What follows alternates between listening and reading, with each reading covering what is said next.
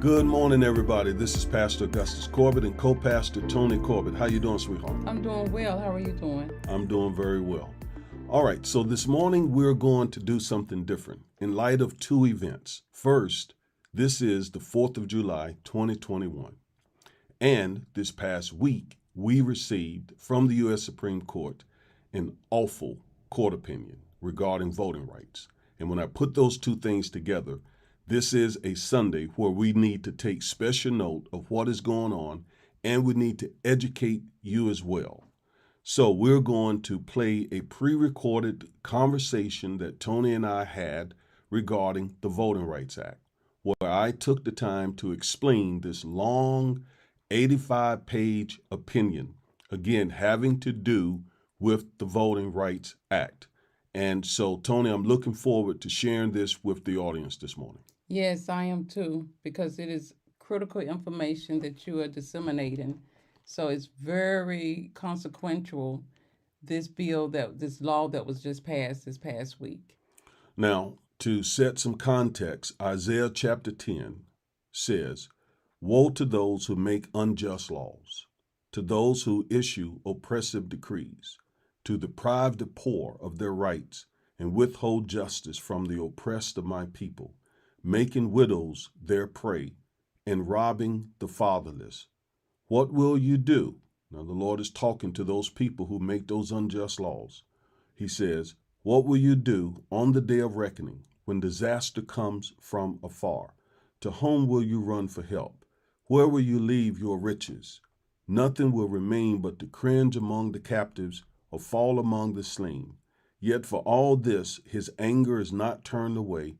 His hand is still upraised."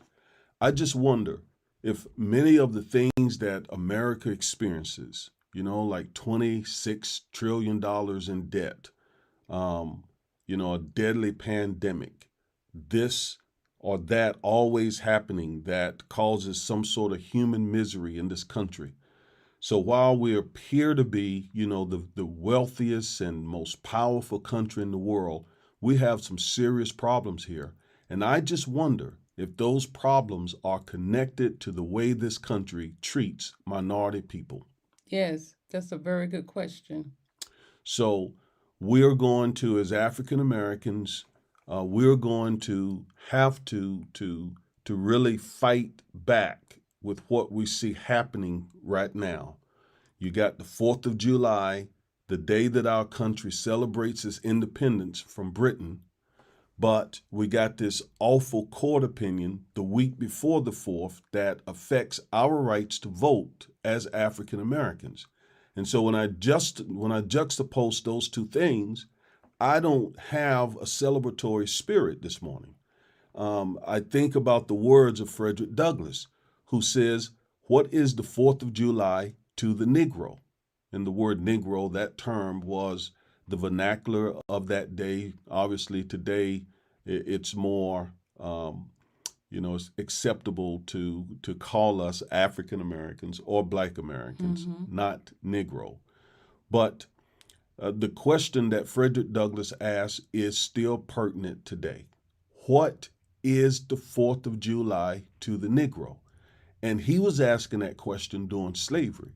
So he was asking, why should the African American celebrate the 4th of July, the day that the country gained its independence from Britain? Why should Negroes celebrate that day when they were still enslaved?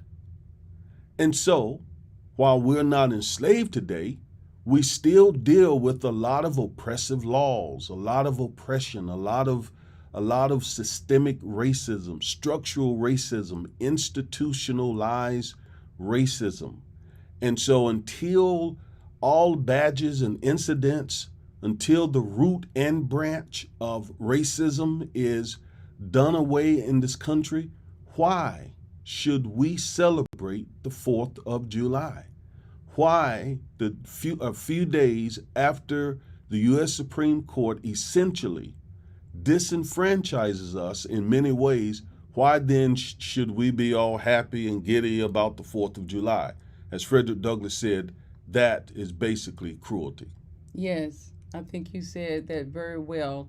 Now we know since Frederick Douglass, we have made progress. Yes, We've made some sweet progress. absolutely. We have really come a long way, but we still have a long way to go Yes, because we're always striving to make this union a more perfect union. yes. It has not reached perfection yet. And God, throughout the Bible, He demands justice. He said, demand justice, seek justice. He said in Amos, I want justice and I want oceans of justice. Amen. That's one translation. Yes. You know, so this is not a political concept. Mm-mm. Justice is from the heart of God.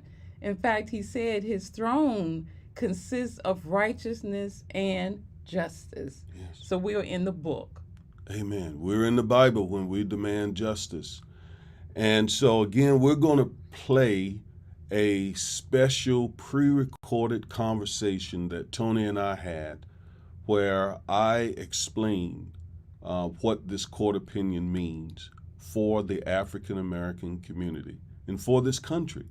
And and actually the court opinion will not just affect African Americans, it will affect minorities, period. And it will affect a good number of poor whites. But no question, the biggest impact will be on the African American community, no question. And the folks who wrote the laws across the state, across this country, to disenfranchise folks were hoping to get this type of an opinion. And so they got the opinion that they wanted. So we're going to get into that conversation. Now, before we play that message, I want to remind you that there's another area, another system in this country that is also replete with systemic racism, and that is the education system. I used to be a high school chemistry teacher, and it was just an eye-opening experience for me. And then as I was becoming a lawyer while in law school, I researched and wrote this book.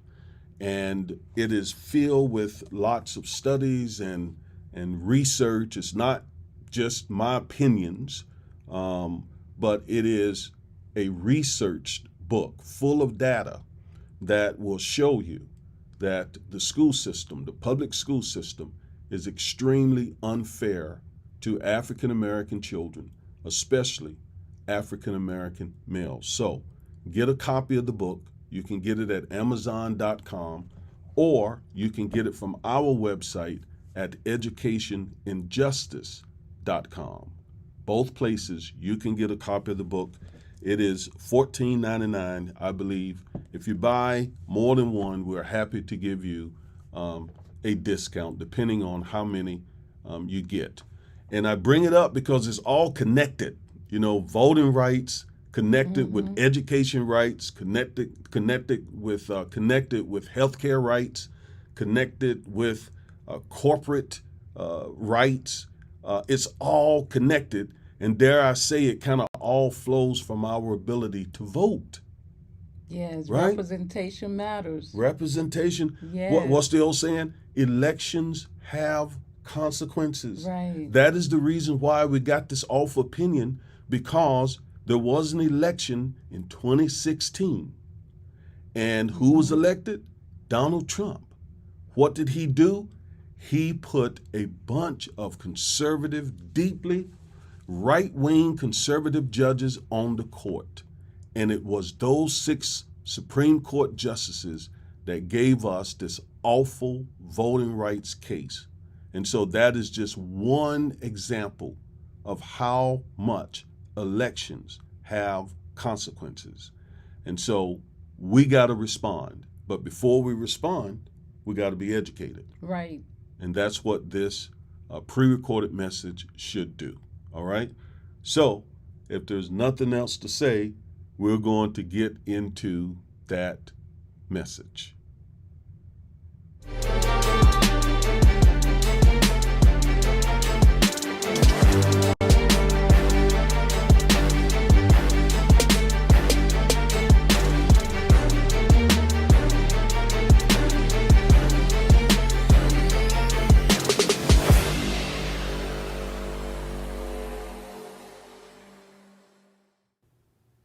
Hello, everybody. This is Attorney Augustus Corbett, and with me I have my lovely wife, Antonia Corbett, and we're going to talk to you today a little bit about the Voting Rights Act, and we're going to share with you why we are so depressed at this last case that was handed down by the United States Supreme Court. Before we do, I want to welcome you to the Social Justice Manifesto podcast. And once again, I have with me today my lovely wife, Antonia Corbett. How you doing, sweetheart? I'm doing well, but like you, I really hate this opinion that came down. But yeah, I'm ready to get into this to talk about it and discuss it and get your insight. Well, yes, we're going to get into it. It is a very depressing case, quite frankly. Um, I entitled this particular video, Why the Voting Rights Act is Dead, essentially. So we'll just, right off the top, just get straight to it. The Voting Rights Act of 1965, it was passed in 1965 and signed into law by Lyndon B. Johnson, is essentially a dead piece of legislation. Wow, that is just so incredibly hard to believe in the 21st century in 2021. Wow, that they are able to turn back the hands of time is just incredible. So yeah, I'm ready to get into this as well. Well, as far as voting is concerned, we're moving closer back to the Jim Crow era. And I mean, it is what it is. I'm not going to hold back. I'm going to speak very clear about this because we're in dangerous, serious territory where our voting rights are concerned. When I say our, obviously I'm talking about us African Americans. And if our voting rights are in jeopardy, so much other stuff flows from our ability to pick politicians who represent our interests. Right, right. You are so right. Representation matters. Yes, I totally agree with Yes. that. And what's the old saying? Elections have consequences. And that is the reason why the Voting Rights Act is essentially dead because we saw the election of Donald Trump and he put three very deeply conservative judges on the court, and they had the opportunity to finish gutting the Voting Rights Act, and that is exactly what they did. The Voting Rights Act was already hanging on a thread. Well, they cut that thread off basically. So let's get into this. I invited you to be on with me today because I didn't want to just sit and do a monologue about this important development. I wanted you to come on and kind of guide this discussion. And, basically, I guess for lack of a better word, we're going to do an interview and I'm going to try my best to explain why the Voting Rights Act is essentially dead and what that could mean for African American voters. Right. So I give it over to you. Okay. Well, thank you so much for having me on to, um, I guess, solicit information from you and get your insight, your legal analysis with you being a practicing attorney here in the state of Texas. So we're going to get right on into this. From what I understand, it seems as if in this ruling it was section 2 that was addressed. So can you please tell us what exactly is section 2 of the Voting Rights Act? Sure.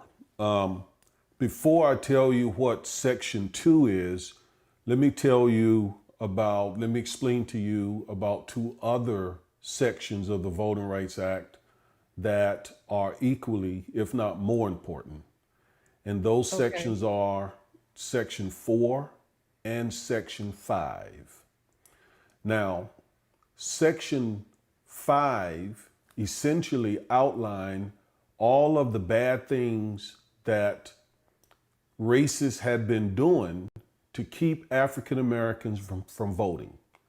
Things like poll taxes, literacy tests, grandfather clauses, and so many other awful things to keep us from being able to vote.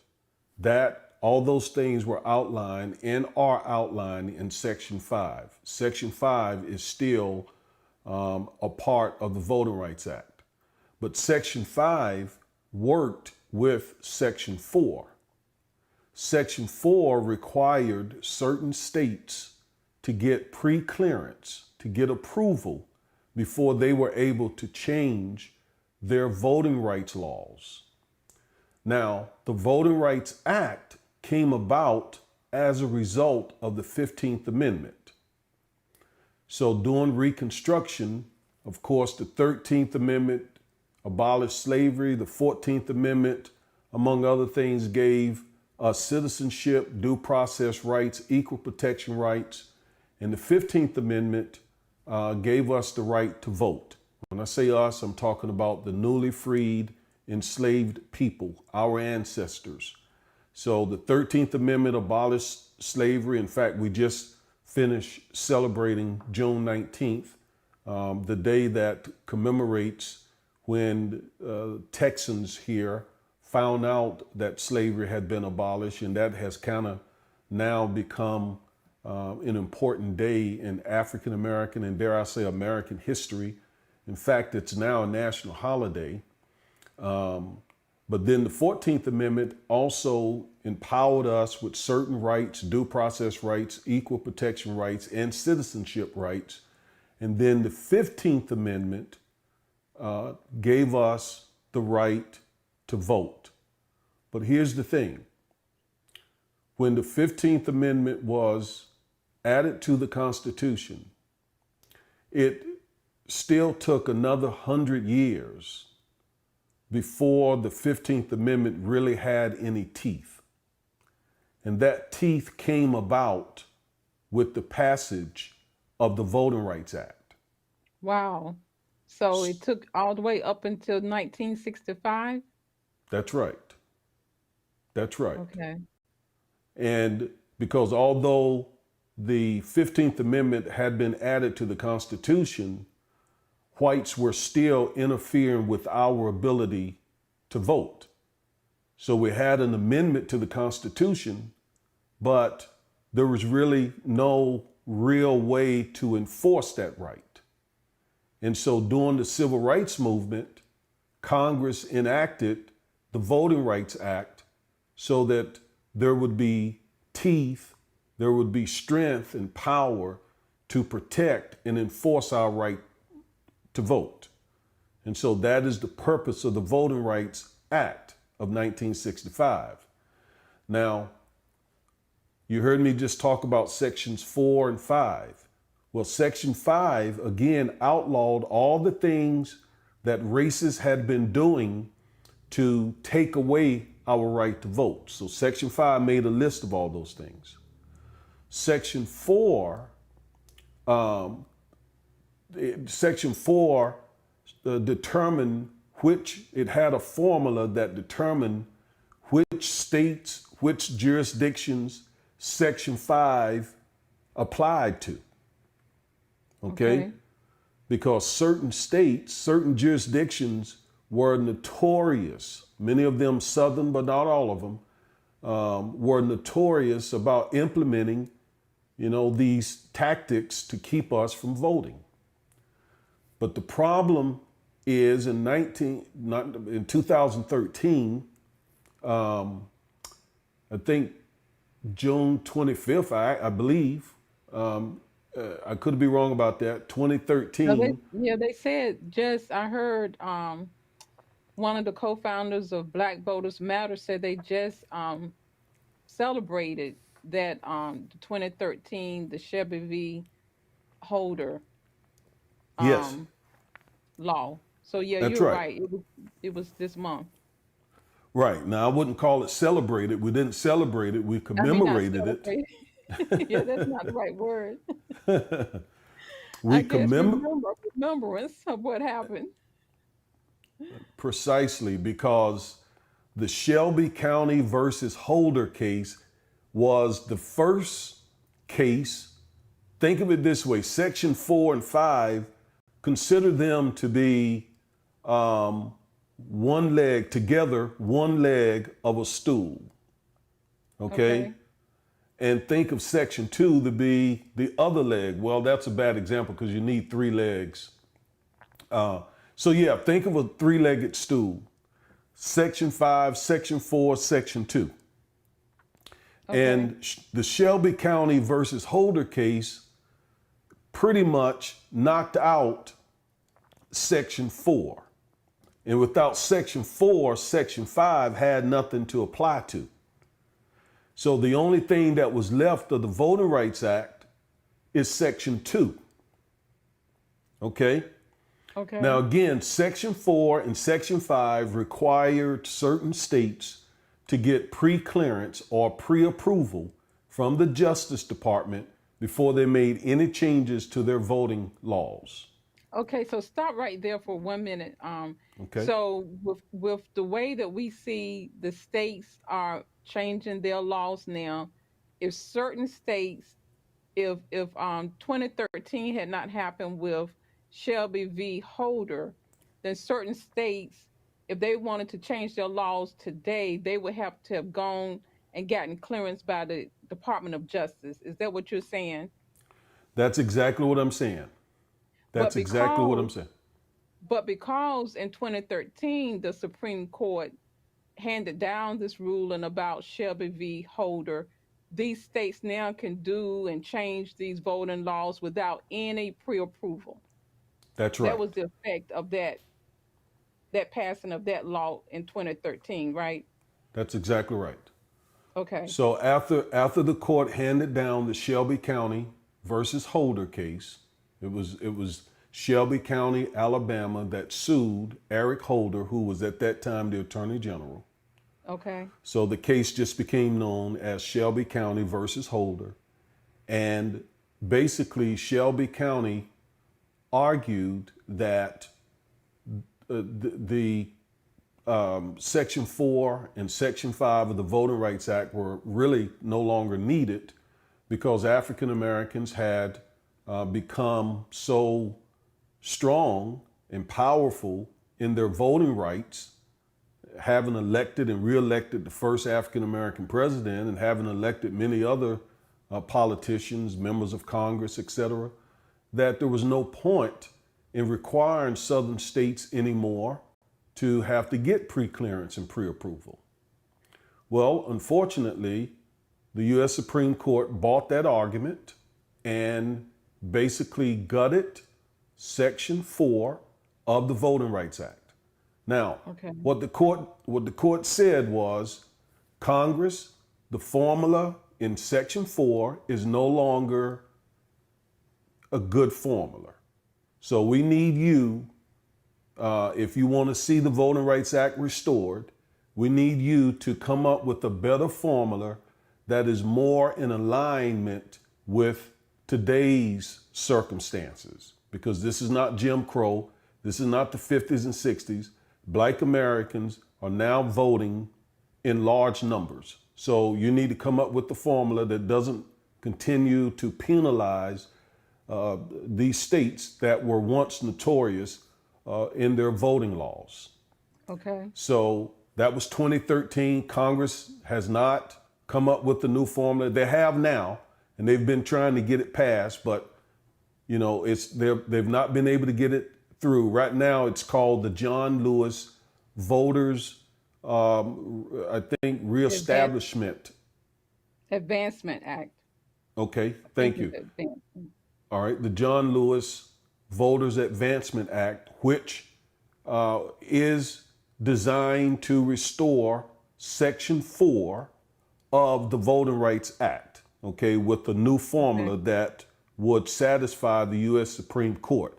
But we know they've not been able to get that through Congress. They've been able to get it approved in the House, but they've not been able to get it through a conservative Republican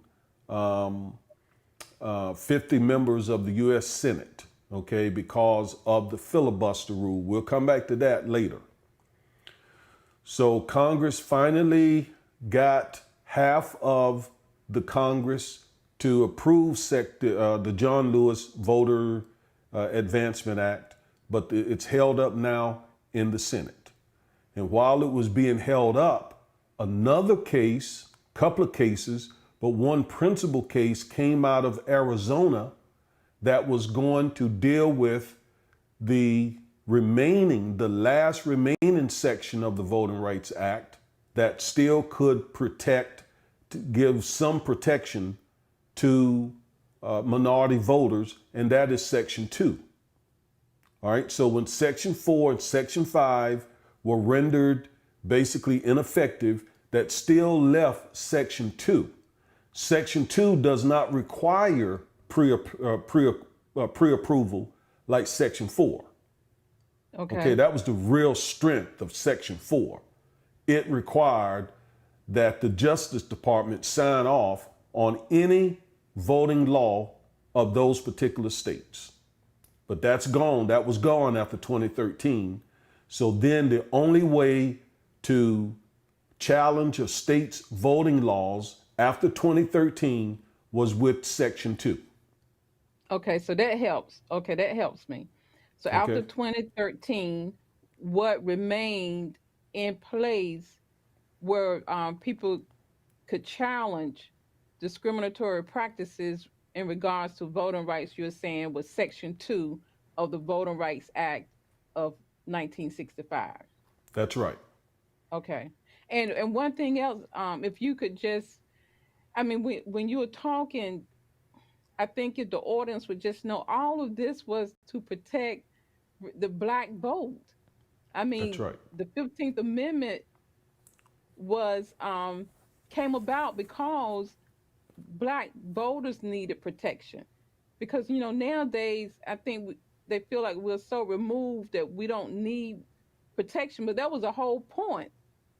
We needed the protection, and still, in my opinion, can we still need some protection Well, because that's it's obvious that we still need protection because once Section 4 from the Voting Rights Act was basically gutted, immediately Texas, North Carolina, and other states immediately started implementing restrictive voting rights laws right, right, because Section 4 no longer required them to get pre approval. So, and I'm talking immediately, the next day, the very next day after the voting right, after Section 4, after SCOTUS got rid of Section 4, the next day, the wow, state of Texas came out with a restrictive voting law, and other states have followed. So now we see states, I don't have the map, but Texas, um, Georgia, Georgia, yeah, Florida, I hmm, believe, yeah, and other states are matriculating restrictive voting laws through their, in fact, I believe it's like 40 something states. Okay. right, And all of that happened after the Shelby County versus Holder case when Section 4 was gone. And okay, the only way to challenge those states was under Section 2. So people who were trying to disenfranchise us knew that if they could get their hands on Section 2, that would completely gut the Voting Rights Act. And that is what happened with this very last case that came out, I think it was Thursday. okay, okay. So there's some good Okay? background. So Okay? yeah, thanks a lot for that backdrop to all of this. So there was a case that matriculated up to the Supreme Court of the United States. I believe you're going to say it came from Arizona, From right? Arizona, And Bronovich, so, Bronovich, Bronovich versus the Democratic National Convention, Bronovich versus the DNC, basically. okay, okay. So that case reached the Supreme Court and they ruled on it right before they went on their vacation break last week. So now, does that Is that all of the backdrop you want to give to us, and then get into the ruling? Well, I just want to make sure folks understand that the point of this case that was just handed down, acted voting laws, did those laws violate Section 2? Okay. That was the question. Okay. All right. Good.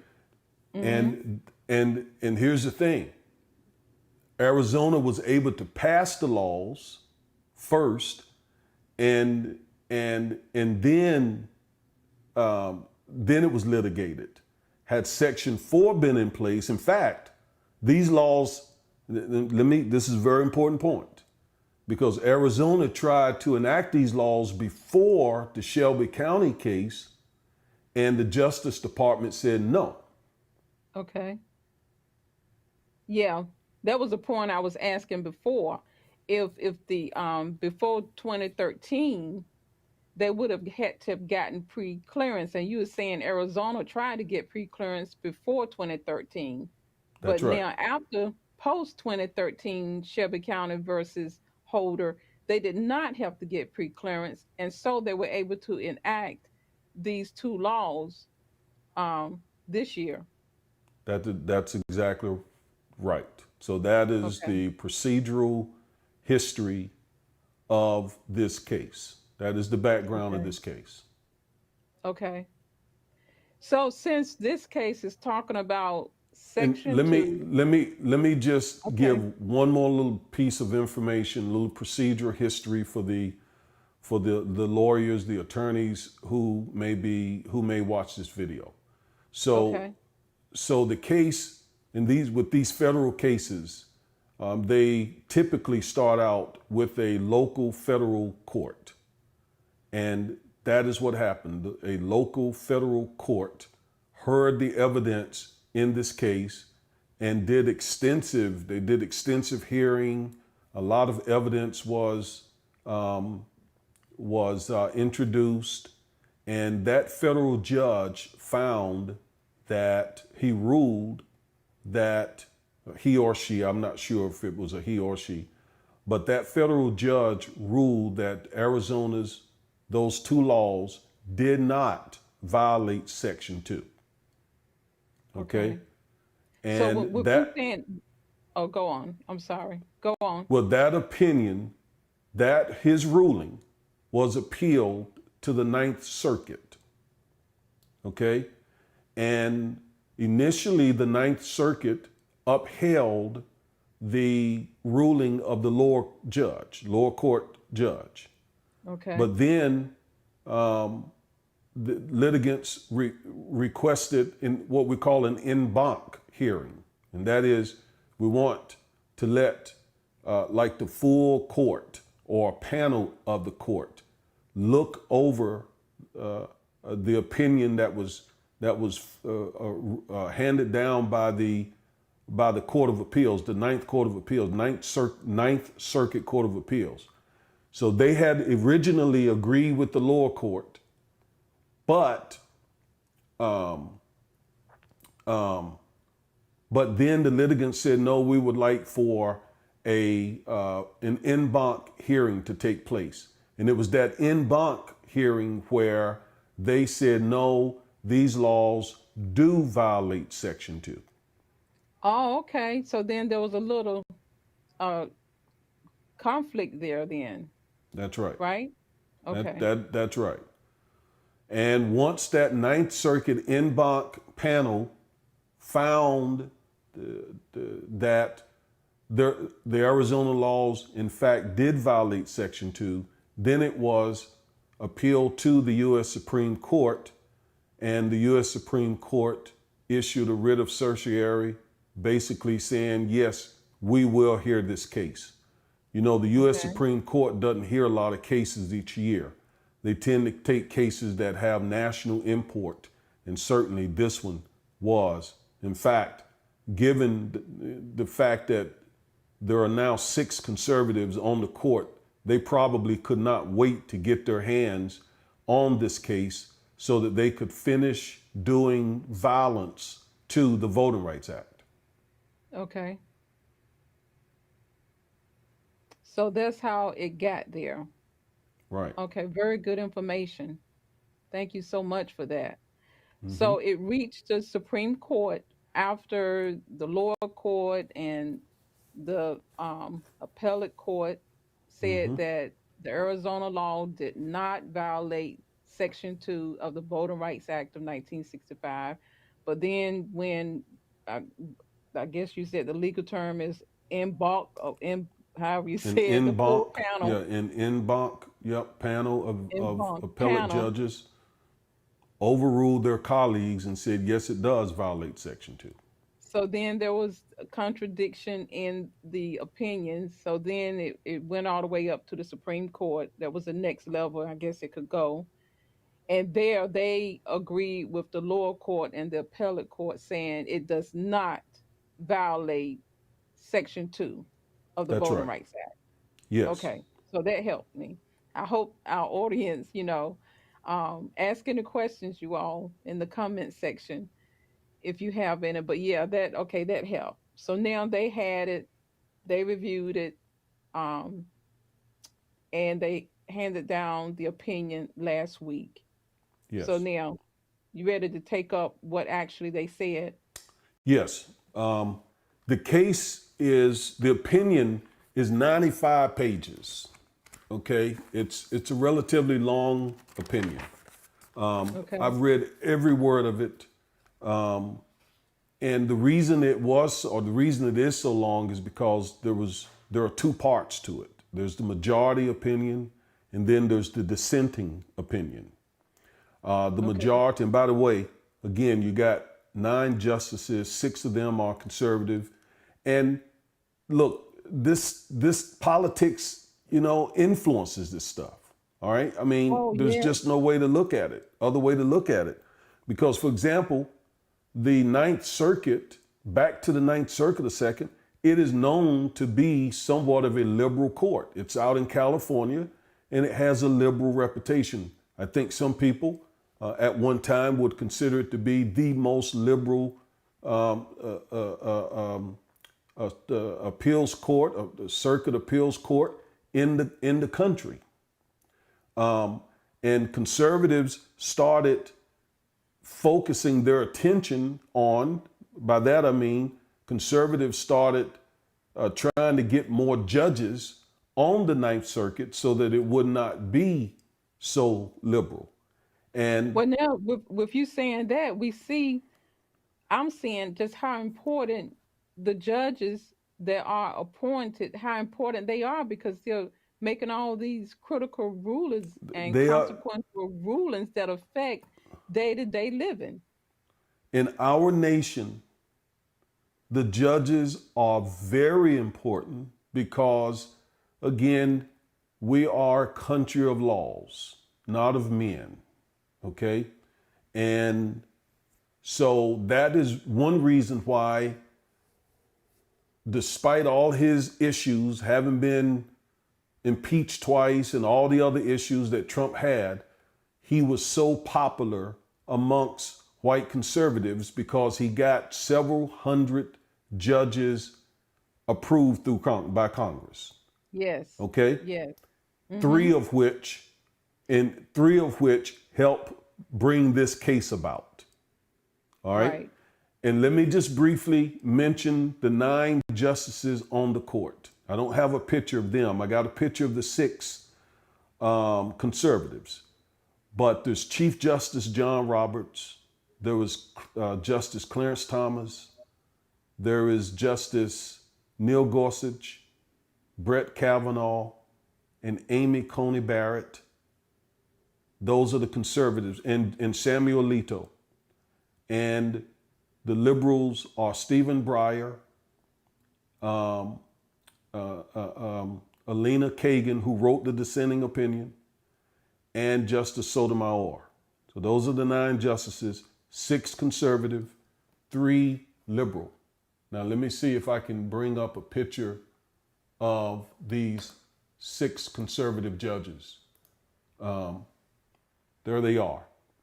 Okay, Justice Sam Alito, Justice Clarence Thomas, Justice Brett Kavanaugh, Justice Coney Barrett, Amy Coney Barrett, Justice Gorsuch, and Chief Justice Roberts. All six of them um, made up the majority of this case. Okay, let me ask you one question. I had heard that Chief Justice Roberts had been working really on trying to, I guess, roll back voting rights since the Reagan administration. That's right. Is that true? That is very true. Chief Justice John Roberts was a part of the Reagan administration. I can remember, I almost can remember his appointment. He was a young lawyer back then, so he cut his teeth as a lawyer fighting to dismantle a lot of the civil rights laws, including, and maybe most especially, the Voting Rights Act. So it's that type of judge with that sort of ideology that is now Chief Justice of the U.S. Supreme Court. Wow. Wow. And Wow. Wow. yes, and he has he has five colleagues. They may disagree on the Affordable Care Act and may disagree on some other stuff, but when it comes to race, they Right. are in close agreement, including That's Justice Clarence Thomas. yes. That's the tie that binds them. Race. I've noticed that just being married to you, with you being a lawyer and you keeping up with this and abreast, you have the television on, you read books, and I see all of these books around here. That yeah, I now know how it seems as if that is the one thing they do agree upon, and that's when it comes to civil rights, wanting to dismantle the progress and the gains that we have made as a community of people. So yeah. Yeah, I mean, when you think about the ruling in a recent transvestite case, it was one of those conservatives who sided with the LGBTQ community, Judge Neil Gorsuch.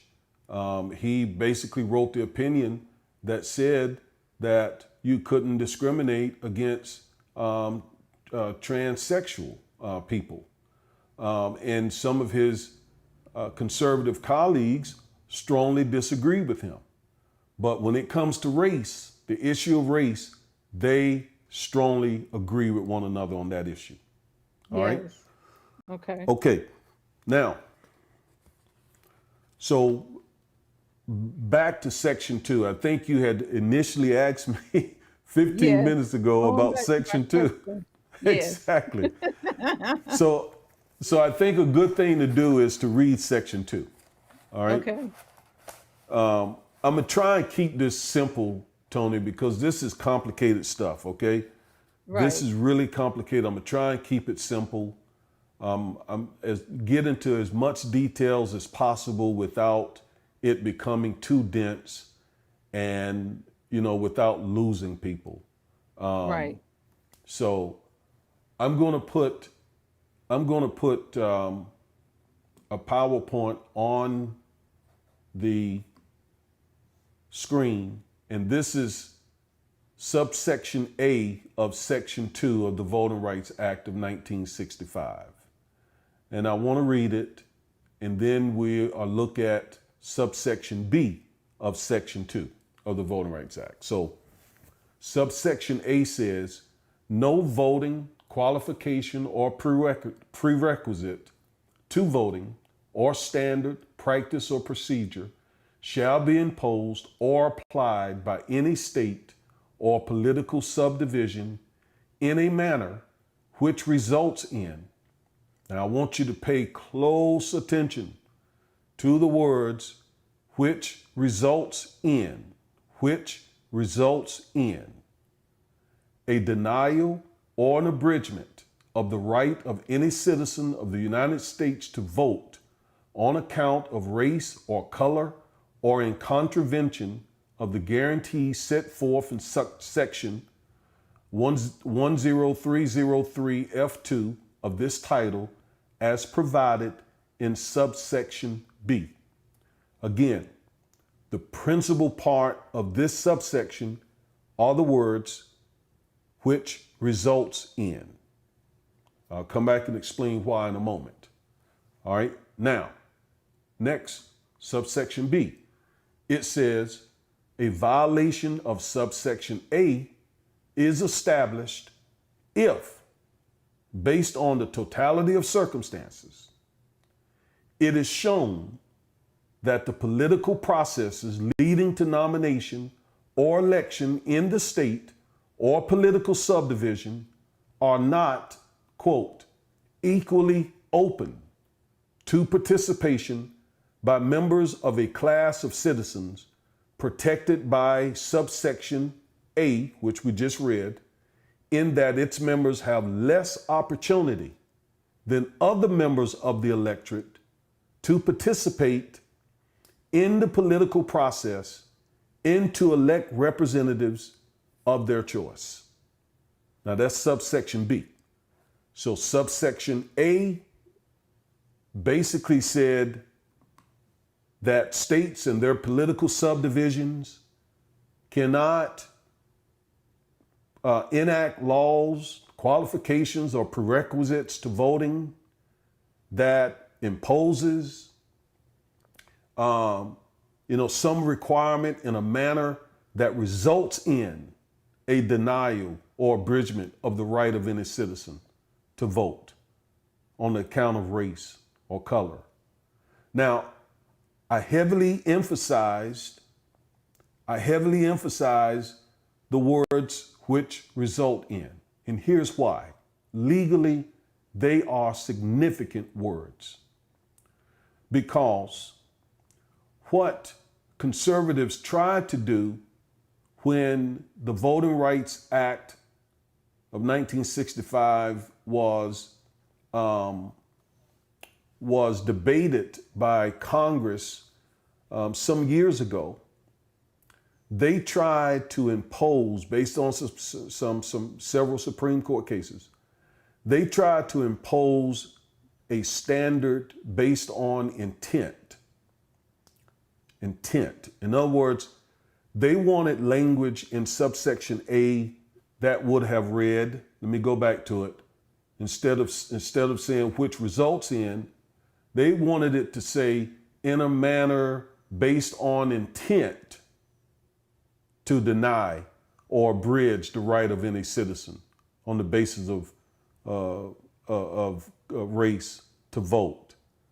So they wanted section 2 to be based on a litigant having to prove that the state intended for their new voting law, whatever it is, interfere with a black person's right to vote, or a Hispanic person, or a Native American, or an Asian, okay?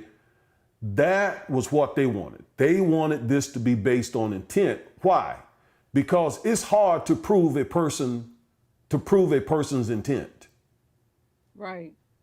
It is really difficult to prove that someone intended to do something unless their actions are so very clear. Well, these folks are very good at hiding their intent. They can introduce or enact laws that are very subtle and makes it nearly impossible to prove intent. So fortunately, Congress did not fall for that trick, because there were people in Congress, African Americans and others, who knew not to fall for that trick. And they debated and debated and debated until they agreed on this language, which results in a denial. So, in other words, regardless of the intent of the law, the question is, does it result in the abridgment or denial of minorities' right to vote? That's the question. Does it result in? So when you look back at an election, can you show that because of some laws, African Americans, Asian Americans, Hispanic Americans, Native Americans were kept from the polls or they couldn't vote, are you able to just show that that was the result of the law? Not that that was the intent of the lawmakers. We don't care about that. We don't care about their intent. We care about what was the result of the law. So Okay? then, are you now talking about showing the disparate impact Yes. of the law? Because that Yes, was one that's of my enough. questions. What is disparate impact? All Is right. that So kind of what subsection A of um, section 2? Is that what that was kind of referring to? That results in? that's right. Those Okay. two legal terms are very much connected and related. Okay. Disparate impact means, does the impact of the law have a disparate result or impact on a particular group of people? In other words, does it affect one group of people more than it does another group of people? Is the result or the impact disproportionately affecting one group rather than the other group? So when Right. you think of the word disparate, think of the word disproportionate. Think of the Right. word out of proportion. So if, let's say, a county has 10% African Americans, but a law was passed that kept 30% of the African Americans from being able to vote. Okay? No one Mm-hmm. else was impacted that way. It was only African Americans who were impacted to that degree. Let's say Right. the same law had impacted and kept 1% of white voters away from the polls, but 30% of black voters. That is a disparate impact. That is the kind of result that Section 2 was intended to stop, to prohibit. Okay. Okay. I'm with you. Are you with me? Mm-hmm. Okay. So the subsection B, if we go back there, and again, tell me if this is getting too dense. Subsection B, again, a violation of subsection A is established if based on the totality of the circumstances. So, what has to be looked at is all the circumstances surrounding the law and the application of the law and how it affected folks. So, in order for a court to be able to determine if Section 2 was violated, they got to look at a host of things, a myriad of different factors and circumstances. That's what subsection B requires. And once they look at those totality of circumstances, the question becomes, did this law, based on all the circumstances that are available, did this law result in the election process not being equally open to participation by members of a particular class, members of a protected class? You see, that was the Mm-hmm. question. Right. Based on the totality of circumstances, is voting equally open to everyone, including members of a protected class? If so, Okay. if so, Section 2 was violated. Okay. And we don't care what the intent of the legislatures were. That's not important. What's important is what was the result? And in Right. order to determine whether those results were violative of Section 2, the judge would have to look at the totality of circumstances to determine was the voting process equally open to everyone, most especially protected members of a protected class, minorities, basically. Okay. So I think we have you have really drilled down on section 2. You showed us section 2, subsection A and subsection B. So I think in this, for the sake of time, I would want to move on now to actually the majority opinion and the minority opinion in this Voting Rights Act. Okay.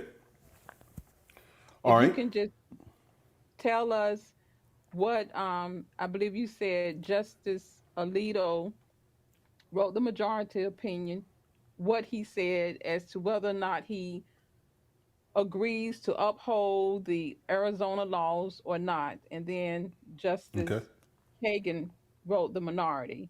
Okay. She wrote the dissenting opinion.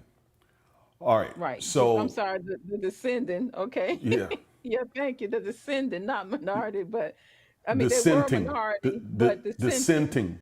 Yeah. dissenting, yeah, Yes. opinion. Okay.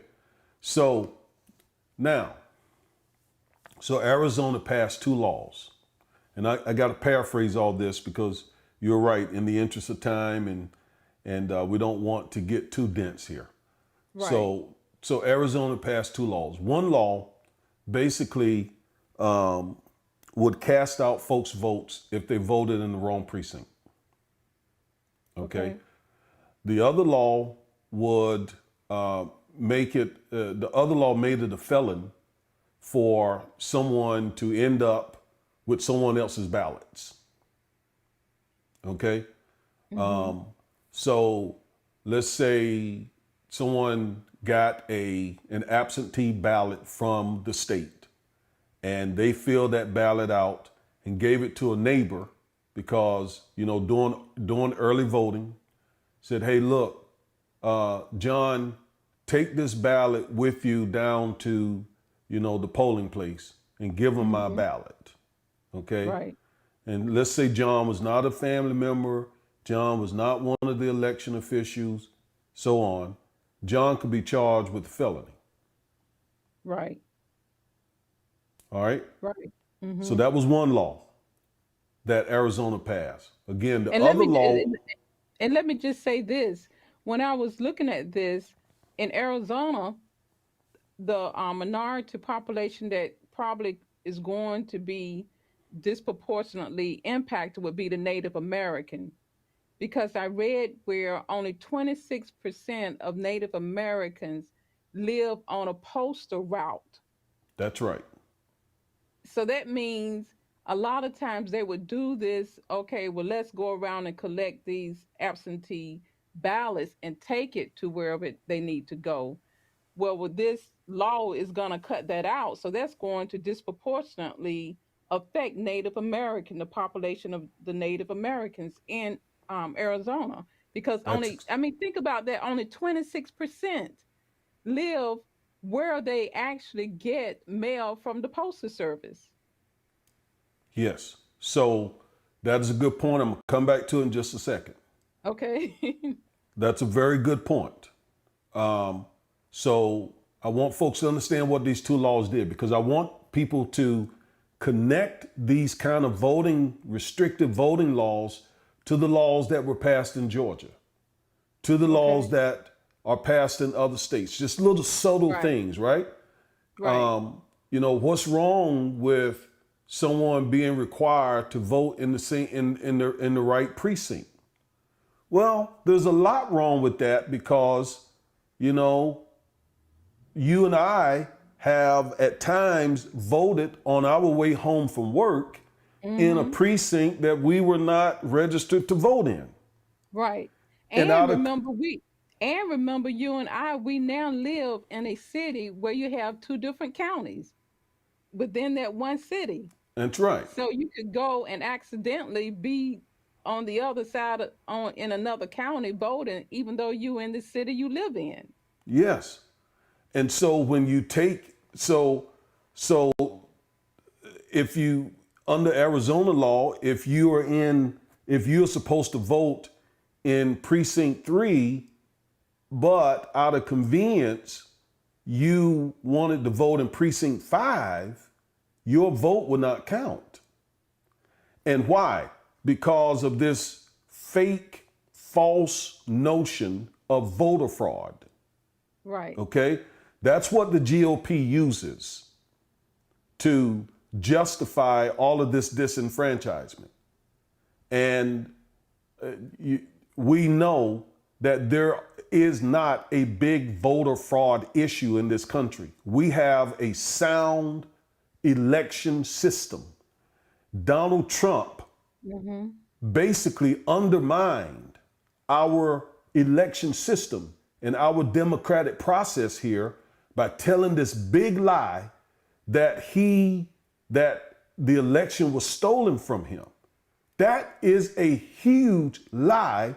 And again, it undermines the integrity of our voting system. So there is no big voter fraud issue for the GOP to justify their disenfranchisement laws, but that's what they use. And again, it really took on, real strong meaning because of Trump's lies about him having lost the election because of fraud. I mean, even Republican judges, Republican governors, Republican secretaries of state all said, "You're lying." That did not happen. Yet he continued to push that lie. And the politicians, the GOP and the state houses and Congress, used that lie to get a lot of these laws passed.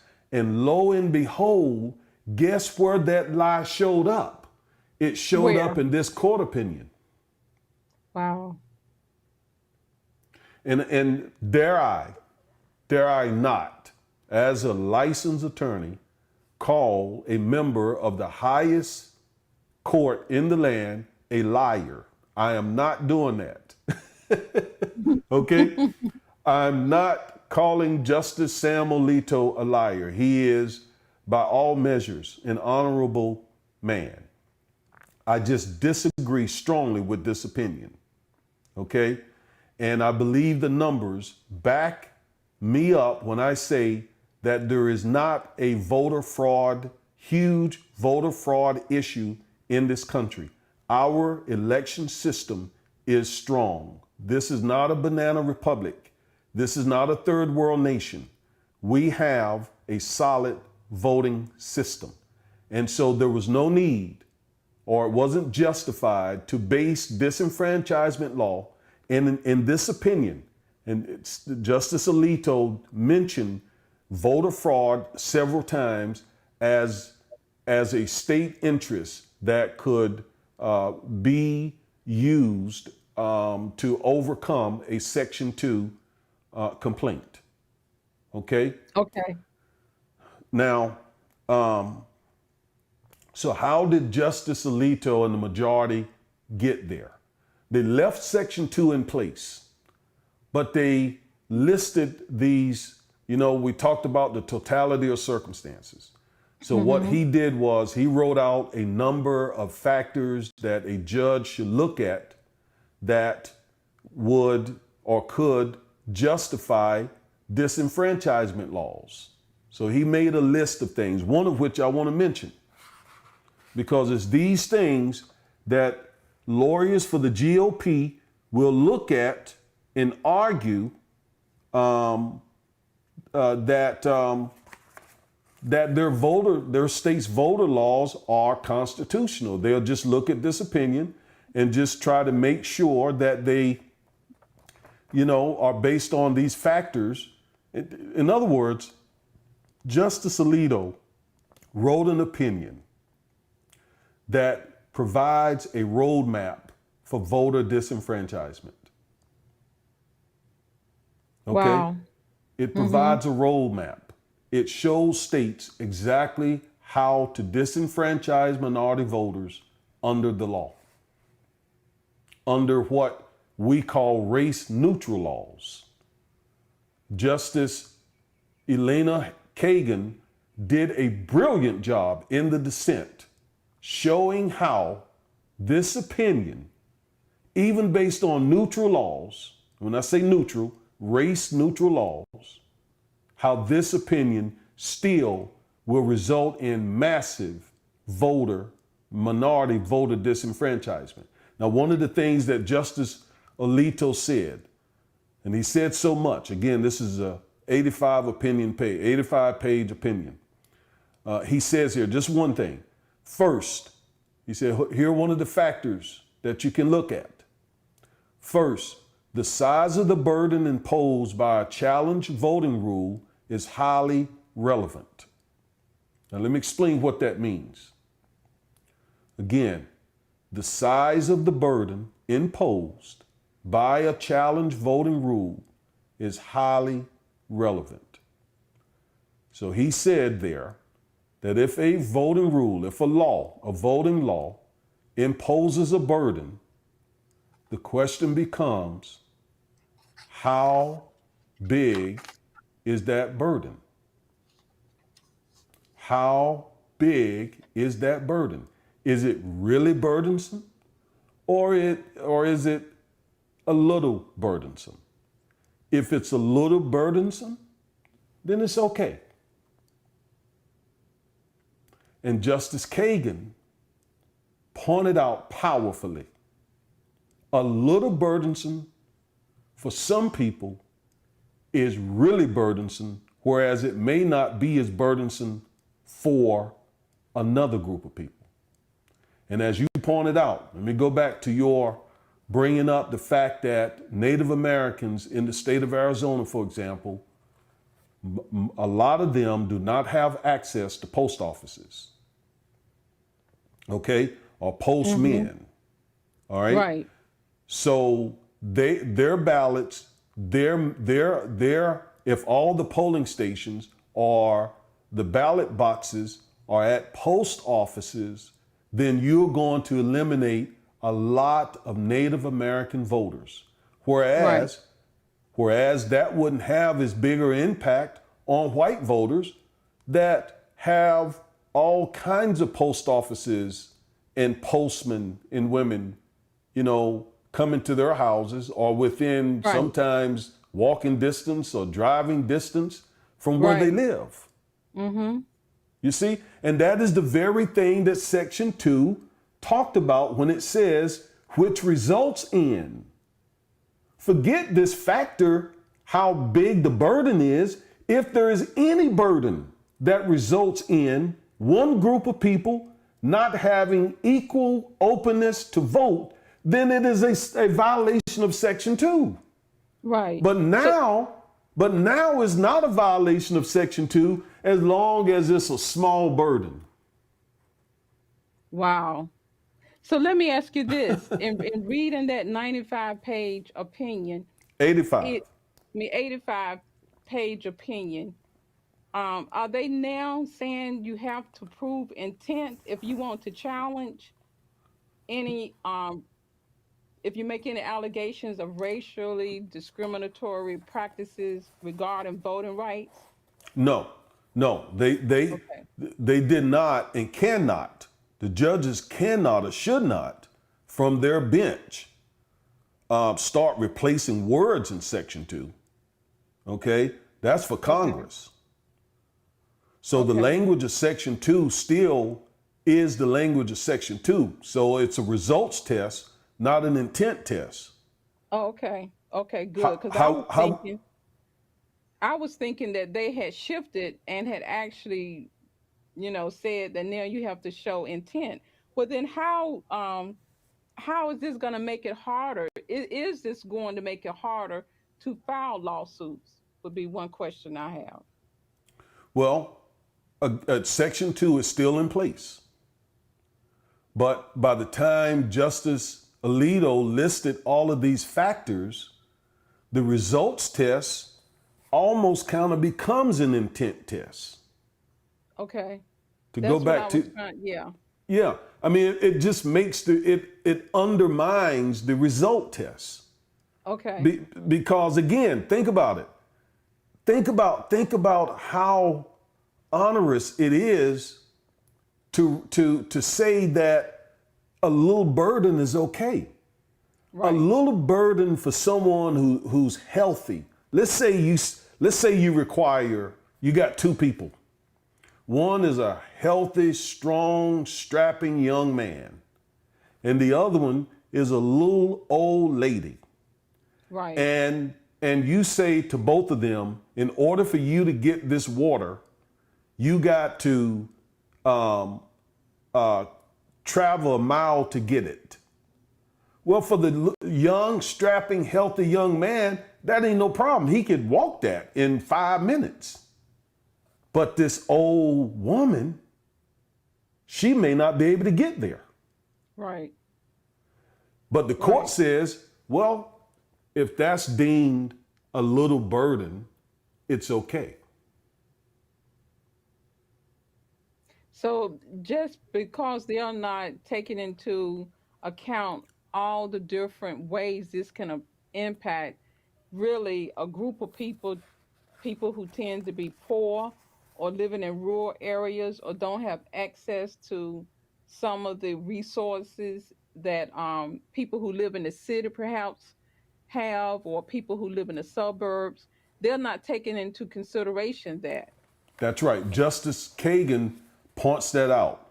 She says the majority does not take in account the facts on the ground. Okay. Okay? They don't consider what real Arizonians are facing. And back to the point that you mentioned about Native Americans not having access to post offices. She wrote in her dissent, only 18% of Native voters in rural counties receive home mail delivery, compared to 86% of white voters living in those counties. Mm-hmm. You follow me? Yes.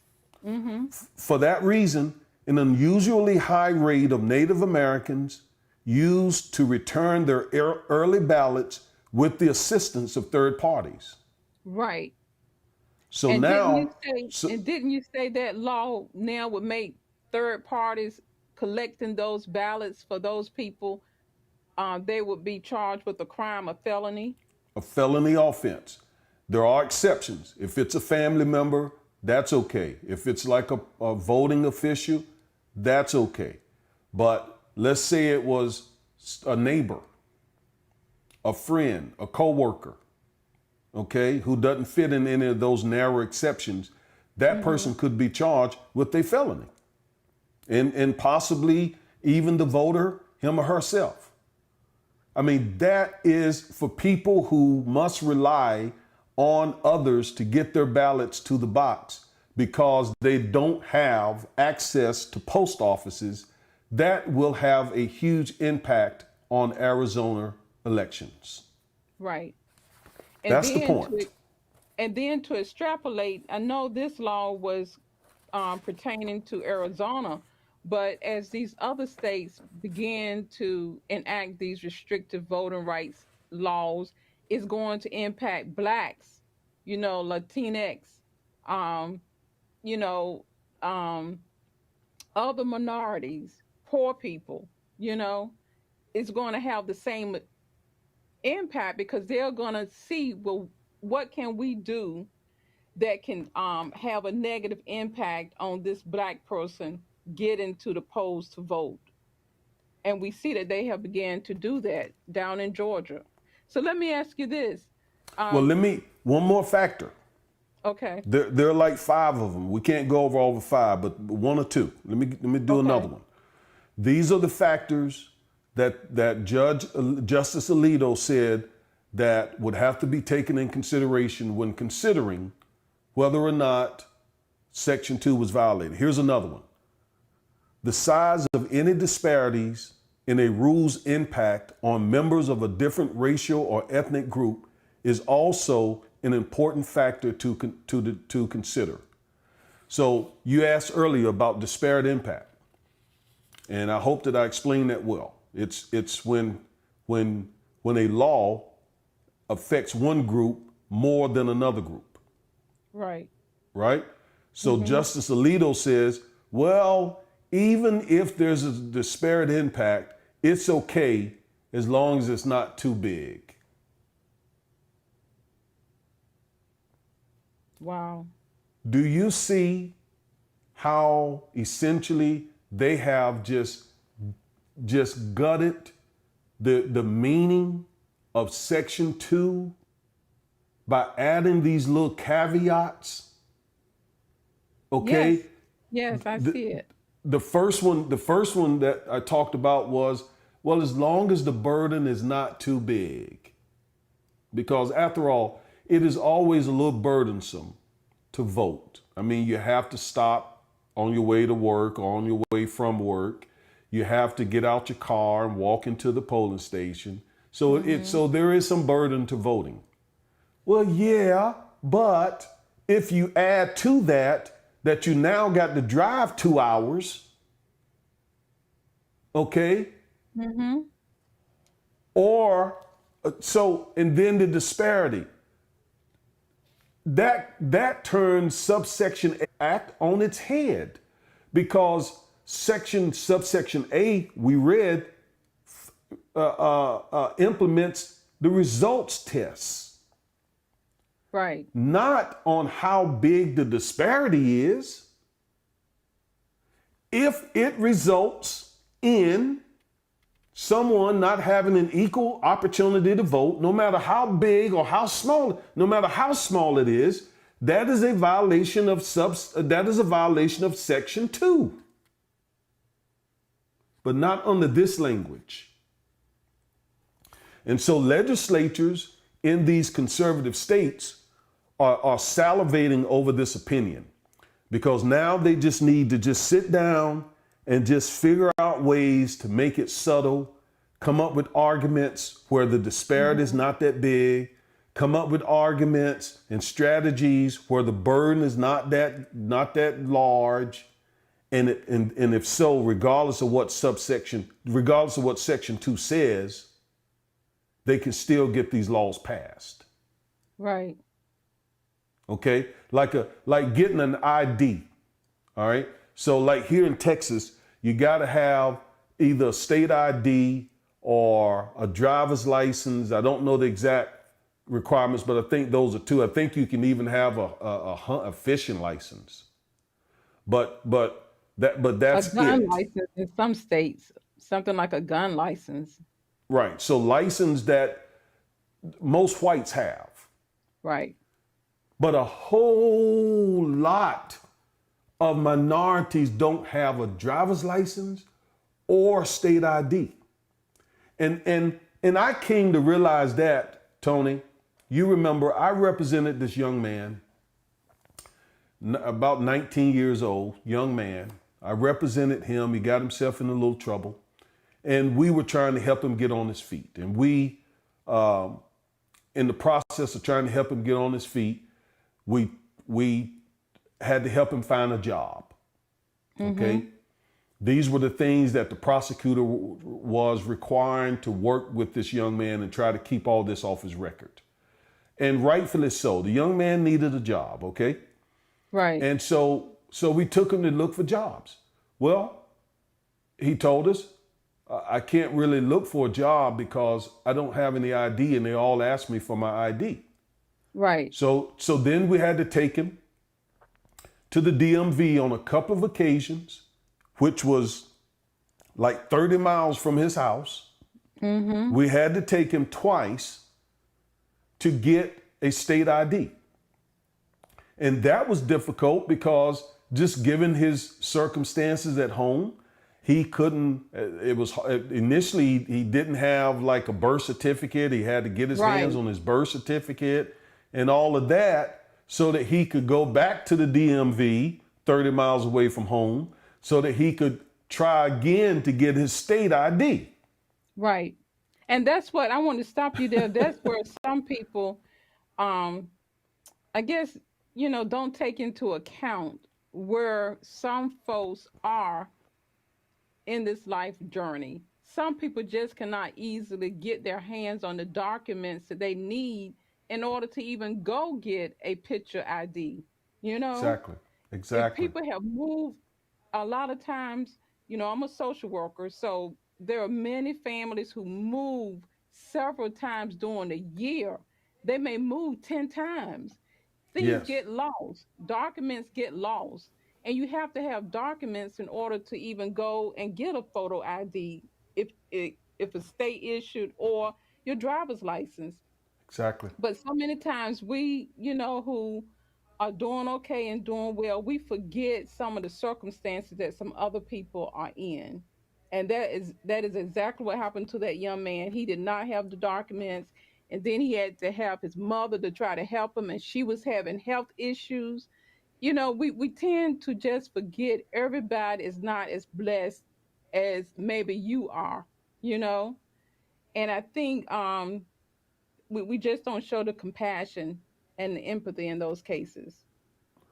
I very much agree with that. And, some people, would say, well, look, if they can't do that, then they ought not vote. Even some black people say that. Right, Okay. And like you said, lacking empathy, lacking compassion. But the opponents of our voting rights, they know that these laws will affect black voters particularly. right, And they don't need a whole lot of black voters to be affected. They just need a certain percentage. right, And with a certain percentage being affected, that's enough for them to win elections, because a lot of these GOP folks know if a lot of folks go vote, they lose. Well, let me ask you this, and you may not, I don't know if you had the opportunity to listen to the oral argument, but I believe I heard someone say that the attorney that was arguing for the GOP in this case before the Supreme Court, he pretty much admitted that, that this will help our team. You know, if we can have some impact on um, people not voting, it's gonna help us. And I'm thinking, it's just amazing. It's just amazing to me how blatant this stuff is in Well, but 2021. But why wouldn't he feel okay admitting that when six of the members of the court are his buddies and Right. compatriots, and they're all a part of the Federalist Society, and and and And they've been working on this, from what I understand. When I have these discussions with you, they have been working on this for years. This for just didn't pop years. out the sky.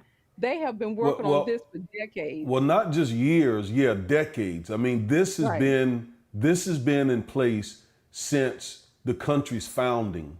And like I Right. said earlier, when our ancestors were finally liberated from enslavement, um, they immediately had to put the 15th Amendment in place. Well, first of all, 13th Amendment abolished slavery, like I explained. 14th gave us citizenship. And then the 15th Amendment and equal protection and due process.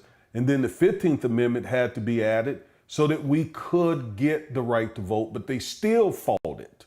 They Right. continued to fight it, and they fight it to this day.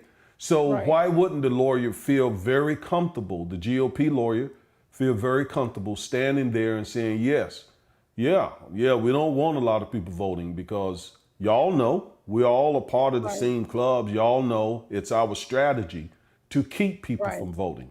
So give us a case, now that we got six of you all on this court, give us a case that will help us keep folks from voting. Right. So now, in the interest of time, because Yes. I think It's been a have you. minute, it's been an hour and 14 minutes, so we do need to bring this to a close. Yes. I know you could go on and on and on. You Yes, I could. people, audience, he loves this. Yes. He loves studying the law. So we could go on and on, but we know we don't want to overload you with too much information. So you said some of what Justice Alito said. Anything else you want to add real quickly, or did you want to add some more of what Justice Kagan said in her dissenting opinion? Well, she just said so much. Um, she said so much.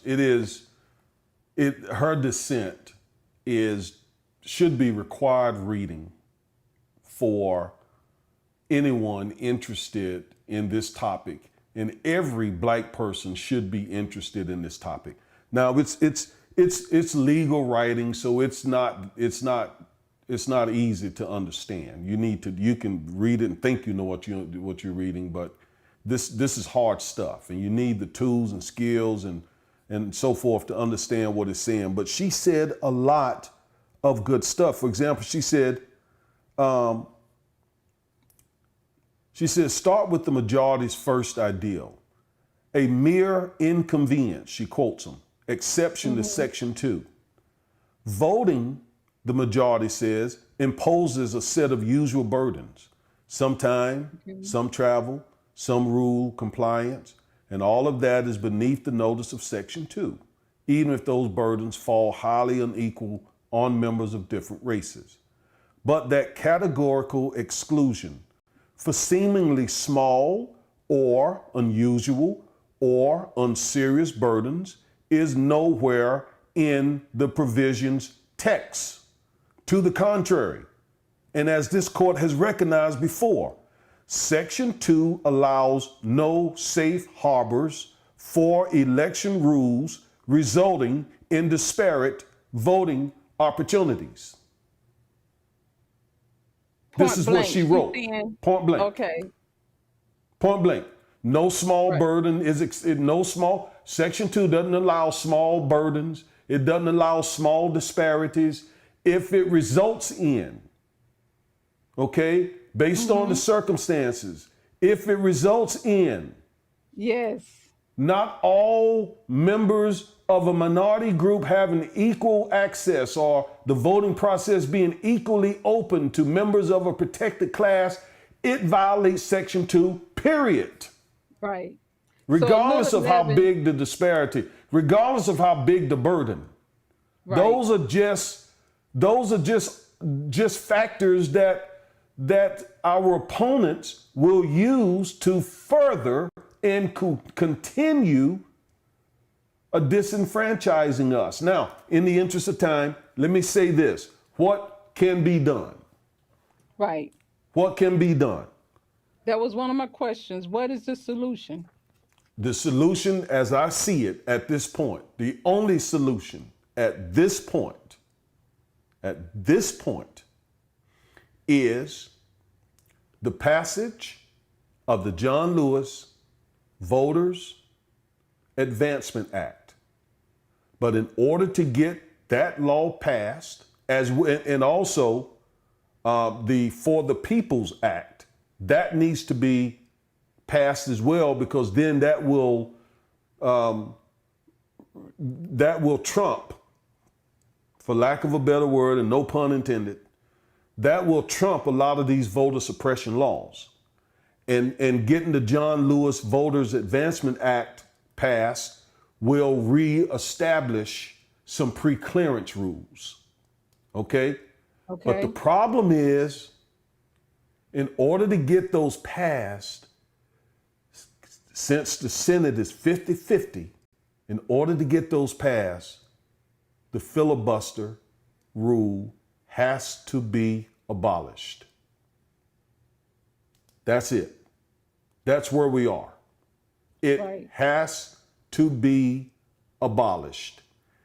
I know it's scary to think of abolishing the filibuster rule, because there's coming a day when Republicans are going to control the White House and they're going to be in control. And then if the Democrats don't have the ability to filibuster, God knows what the GOP could pass along the lines of Right. race. I mean, they could do anything, right? Right. Right.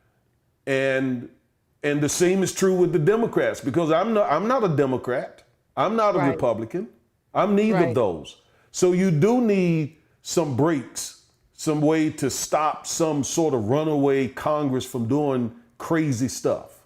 Right. But voting rights are so critical to African Americans that if it takes abolishing, or maybe even at least tweaking the filibuster rule, that is where we are. And to me, that is the only way that we can undo what has been done. The only other thing is to add more people to the U.S. Supreme Court.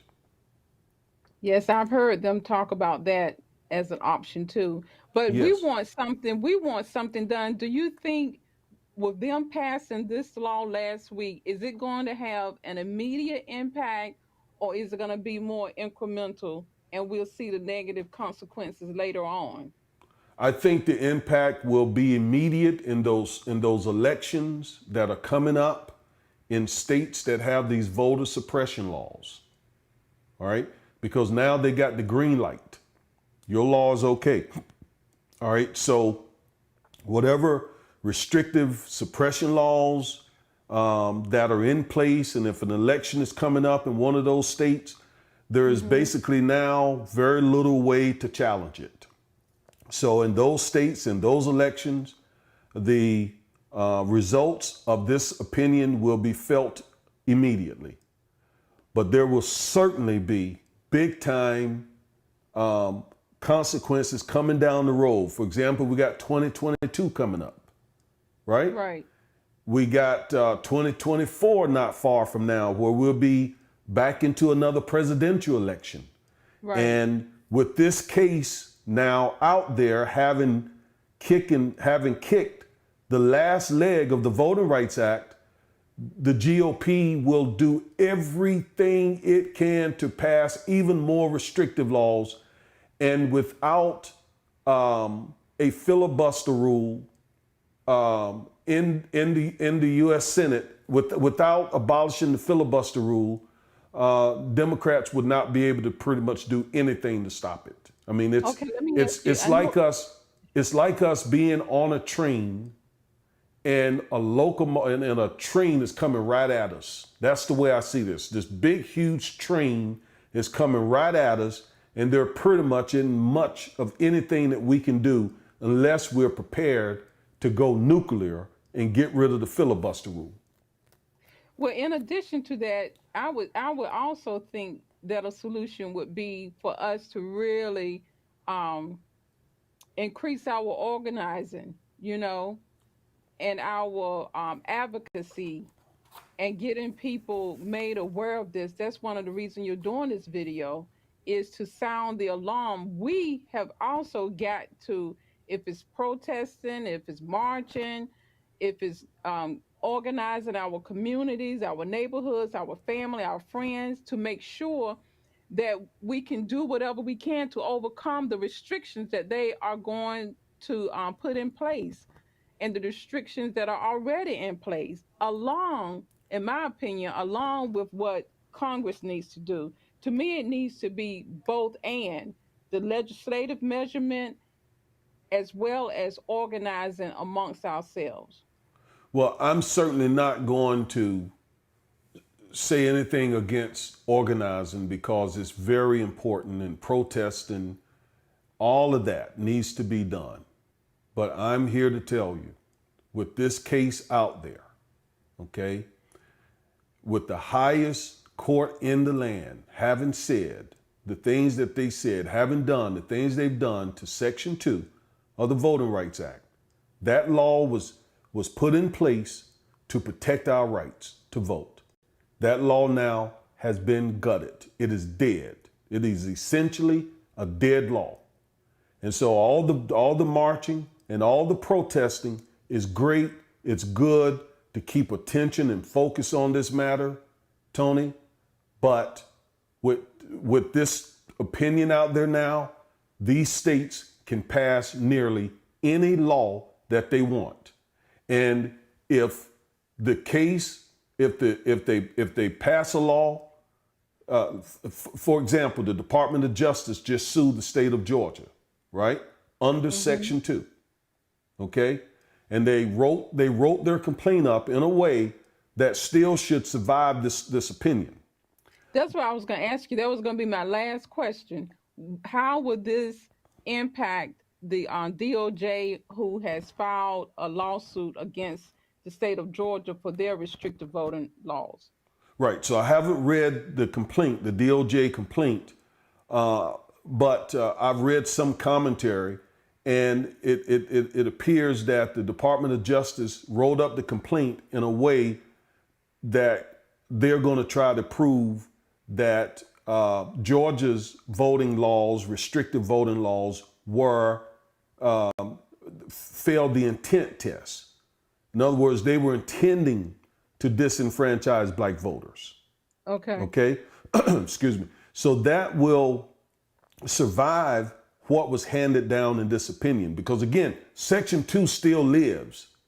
It's just that Justice Alito took a stick or a hammer and broke that last leg of section of the Voting Rights Act in about 5 places.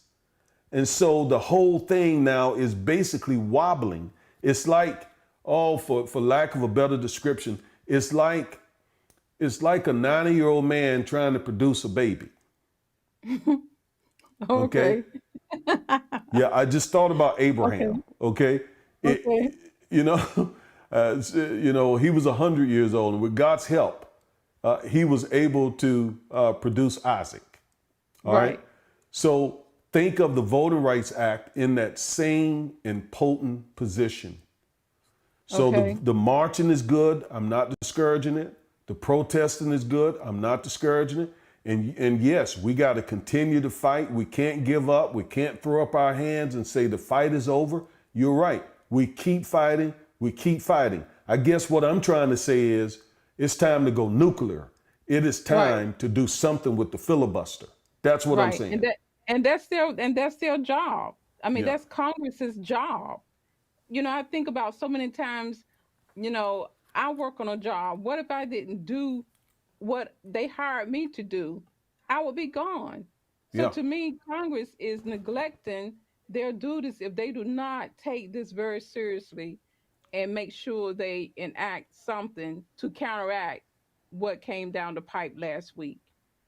And in order to do that, they've got to be able to overcome the GOP filibuster that is Right, right now keeping the John Lewis Voter Advancement Act and the For the People Act from becoming law. There's right, no other way to get around it than to do something with the filibuster rule. Okay? All right, now, right. that said, we are right at an hour and a half. This went a little longer. It could have went much longer, had much more to say. You don't cover 85 pages of such a critical civil rights opinion in such a short period of time. But we tried to give you all a little bit to water your taste buds and to open up your understanding. And hopefully, as Tony said, to get you angry, to get you protesting, to get you marching, to get you doing what we got to Organizing. do, organizing to fight back. We Right, can't give up. We can't throw up our hands.